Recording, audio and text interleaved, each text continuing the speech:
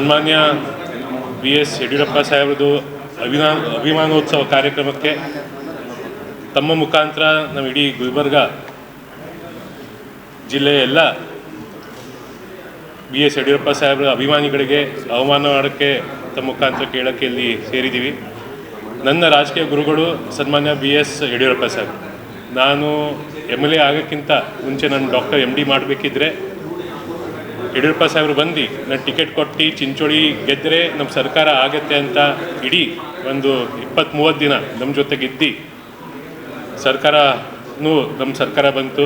ಅದಕ್ಕೆ ನಮ್ಮ ರಾಜಕೀಯ ಗುರುಗಳು ಅವರು ಬರೀ ನನ್ನ ರಾಜಕೀಯ ನಮ್ಮದಷ್ಟೇ ಅಲ್ಲ, ಇಲ್ಲಿ ಯಾರ್ಯಾರು ಕೂತಿಯೋ ಎಲ್ಲರದು ಸನ್ಮಾನ್ಯ ಬಿ ಎಸ್ ಯಡಿಯೂರಪ್ಪ ಅವರು ನಮ್ಮ ಗುರುಗಳು. ಅವ್ರ ಚಿಂತನೆ ರೈತರ ಪರವಾಗಿ, ಮಕ್ಕಳ ಪರವಾಗಿ ಮತ್ತು ಮಹಿಳೆಯರ ಪರವಾಗಿ ಸಾಕಷ್ಟು ಅಭಿವೃದ್ಧಿ ಕೆಲಸಗಳು, ಯೋಜನೆಗಳು ತಂದಿದಂಥ ಒಬ್ಬ ಧೀಮಂತ ನಾಯಕರು.